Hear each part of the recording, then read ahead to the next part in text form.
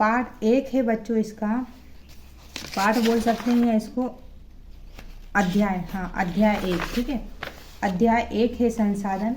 इसके question answer हम इस वीडियो में सॉल्व करेंगे। तो चलिए बच्चों वीडियो शुरू करते हैं। तो चलिए बच्चों, पहले यहाँ पे दिए गया है पहला प्रश्न, अभ्यास प्रश्न पर आते हैं। पहला प्रश्न दिया गया है, निम्नलिखित प्रश्नों के उत्तर लिखिए। यहाँ पे कुछ प्रश्न दिए गए हैं, इनके हमें उत्तर लिखना है। तो चलिए बच्चों, इनके उत्तर हम किस प्रकार लिखेंगे। तो देखिए बच्चों, पहला प्रश्न है, पृथ्वी पर संसाधन असमान रूप से वितरित हैं, ठीक है। इसका उत्तर है संसाधनों की उपलब्धता, धरातल की बनावट। ये ल है ना बच्चों, ये ल है, ठीक है। संसाधनों की उपलब्धता, धरातल की बनावट, जलवायु, वर्षा, मौसम, या एक मौसम, ठीक है। ये आ की मात्रा इसमें नहीं आई। मौसम, जल उपलब्धता आदि पर निर्भर करती है। पृथ्वी पर इन सबसे काफ़ी भिन्नता पाई जाती है। इन सब में जो क्या है, काफ़ी भिन्नता है। जैसे कि अलग अलग मौसम में अलग अलग आप लोगों को भिन्नताएं देखने को मिलेंगी। अतः संसाधनों के वितरण से में भी असमानता पाई जाती है, ठीक है। तो ये पहला प्रश्न है, प्रकृति पर संसाधन असमान रूप से वितरित क्यों है, ठीक है।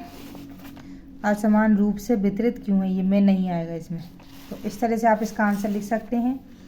प्रश्न 2 है, संसाधन संरक्षण क्या है, यानी कि जो संसाधन है इनका संरक्षण यानी कि रक्षा करना क्यों आवश्यक है। इसका उत्तर बच्चों इस प्रकार है, संसाधन संरक्षण, संसाधनों का सतर्कतापूर्वक उपयोग करना। सतर्कतापूर्वक यानी सावधानीपूर्वक, ठीक है। उन्हें नवीनीकरण के लिए समय देना संसाधन संरक्षण कहलाता है, ठीक है। संसाधन संरक्षण कहलाता है कि जैसे कि बच्चों कैसे नवीनीकरण, जैसे कि हम लोग, आप लोगों ने देखा होगा कि कोई भी चीज़ है, नवीनीकरण मतलब उसका पुनर्निर्माण, ठीक है, उसे हम नवीनीकरण बोल सकते हैं। प्रश्न क्रमांक 3 है बच्चों, मानव संसाधन क्यों महत्वपूर्ण है, ठीक है। तो इसका उत्तर इस प्रकार है, मानव संसाधन, धनुष, मानव संसाधन, ये इधर लिख लेना, इस संसाधन में लिखा है वो इधर लिखा जाएगा। ये एक्चुअली एक बच्चे की बुक है, तो उसमें से मैं आपको इसके आंसर बता रही हूँ। मानव संसाधन अत्यंत महत्वपूर्ण संसाधन है, क्योंकि मानव ही प्रकृति के अन्य संसाधनों का उपयोग करता है ना। हम सभी प्रकृति के सारे संसाधनों का, मतलब पानी का यूज, पेड़ पौधों का यूज, वनों का यूज, सबका यूज हम मानव ही ज़्यादा करते हैं। लोग और अधिक संसाधन बनाने के लिए प्रकृति का सबसे अच्छा उपयोग तभी कर सकते हैं जब उनके पास ऐसा करने का ज्ञान, कौशल, प्रौद्योगिकी उपलब्ध हो, ठीक है। और अगर हमारे पास ज्ञान होगा तो हम इन संसाधनों का और अच्छे से उपयोग कर पाएंगे।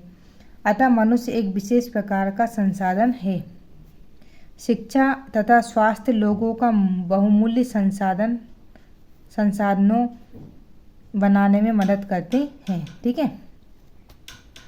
अब नेक्स्ट क्वेश्चन है बच्चों, सतत पोषणीय विकास क्या है। इसका उत्तर है, सतत पोषणीय विकास, संसाधनों का उपयोग करने की आवश्यकता, ठीक है, भविष्य के लिए उनके संरक्षण, यानी भविष्य के लिए उनको बचा के भी रखना है। तो जैसे कि बच्चों हम लोग देखते हैं कि जैसे कि पेट्रोल, डीजल, जो ये संसाधन है ये आगे चल के ख़त्म हो सकते हैं। तो इनका मतलब भविष्य के लिए इनको बचाकर हमें भी रखना है, ज़रूरी है, ताकि आगे आने वाली पीढ़ी इनका यूज कर सके, ठीक है। तो संतुलन बनाए रखना, ये खाएगा, संतुलन बनाए रखना सतत पोषणीय विकास कहलाता है। इससे न केवल वर्तमान पीढ़ी की अपितु भावी पीढ़ियों की आवश्यकता भी पूर्ति होती रहेगी, ठीक है। मतलब जो आने वाली, जो अगर हम जैसे कि फालतू में पेट्रोल डीजल बर्बाद करेंगे, एलपीजी गैस का फालतू में यूज करेंगे, अगर हम वनों को काटेंगे, तो आगे जो हमारी पीढ़ी आने वाली है वो ठीक से जीवन व्यापन नहीं कर पाएंगी, है ना। वन कट जाएंगे तो हमें पेड़ पौधों से ऑक्सीजन मिलती है, वह भी हम लोगों को नहीं मिल पाएगी। अब चलिए बच्चों, प्रश्न क्रमांक 2 है, सही उत्तर पर निशान लगाइए। पहला प्रश्न है, निम्नलिखित में से कौन संसाधन को निर्धारित नहीं करता। तो कौन नहीं करता है बच्चों, तो इसका उत्तर है बच्चों मात्रा, ठीक है। नेक्स्ट है, निम्नलिखित में से कौन सा संसाधन मानव निर्मित संसाधन है जो मनुष्य ने बनाया है? तो ये हो जाएगा बच्चों कैंसर उपचार की औषधियाँ। देखो झरने भी प्रकृति ने बनाए हैं, उसने कटी वन भी प्रकृति ने बनाए। सिर्फ जो कैंसर उपचार की जो दवाइयाँ हैं, औषधियाँ हैं, वो किसने बनाई है? मनुष्य ने बनवाई है। कथन पूरा कीजिए। अनवीनीकरणीय संसाधन होते हैं सीमित भंडार वाले। ठीक है, जैसे कि सीमित भंडार वाले अनवीनीकरण, जैसे पेट्रोल डीजल है, इनका निर्माण हम दोबारा खुद नहीं कर सकते क्योंकि ये हमें ज़मीन से प्राप्त होते हैं। ठीक है, और एक बार अगर ये ख़त्म हो गए तो फिर दोबारा हम इनको स्वयं नहीं बना पाएंगे। नेक्स्ट है क्रियाकलाप। रहीमन पानी राखिए, बिनु पानी सब सून, पानी गए न ओबरे, मोती मानव चून। ठीक है, तो ये पंक्तियाँ अकबर के दरबार के 9 रत्नों में से एक कवि अब्दुल रहीम खान खाना द्वारा लिखी गई थी। कवि किस प्रकार की संसाधन की ओर संकेत कर रहा है? इस संसाधन के समाप्त हो जाने पर क्या होगा? अपने शब्दों में बताना है। तो चलिए बच्चों, इसका आंसर भी हम इस प्रकार से लिखेंगे। इसका उत्तर इस प्रकार से है, कवि यहाँ पर जल संसाधन की ओर संकेत कर रहा है ना। कवि के अनुसार पानी एक अमूल्य संसाधन है, इसका कोई मूल्य नहीं है। उन्होंने पानी से ही मानव जीवन का सार्थक बताया। अगर पानी नहीं होगा तो हम जीवित नहीं रहेंगे। पानी पीने के उपयोग में आता है, सिंचाई के लिए उपयोग में आता है। पानी के अतिरिक्त पीने के अतिरिक्त स्नान करना, कपड़े धोना, ठीक है, भोजन बनाना आदि पानी पर ही निर्भर करता है। यदि पानी समाप्त हो गया तो मानव जीवन नष्ट हो जाएगा। इसके साथ साथ वनस्पति तथा जीव जंतु जगत भी पानी के अभाव में जिंदा नहीं रह सकते हैं, सभी मर जाएंगे। इसलिए पानी का सर्वाधिक महत्व है।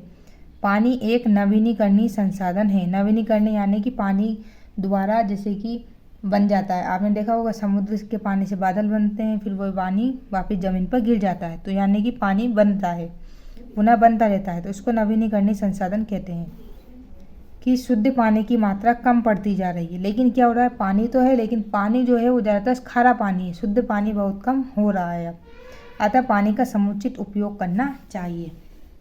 तो इस तरह से बच्चों आप इसके क्वेश्चन आंसर नोट कर लीजिएगा। उम्मीद करती हूँ बच्चों आपको मेरी वीडियो पसंद आई होगी। वीडियो थोड़ी सी भी अच्छी लगे तो लाइक ज़रूर करना। चैनल पर नए हैं तो प्लीज़ चैनल को सब्सक्राइब करना नहीं भूलना। मिलते हैं फ्रेंड्स इसके नेक्स्ट चैप्टर में, तब तक के लिए धन्यवाद।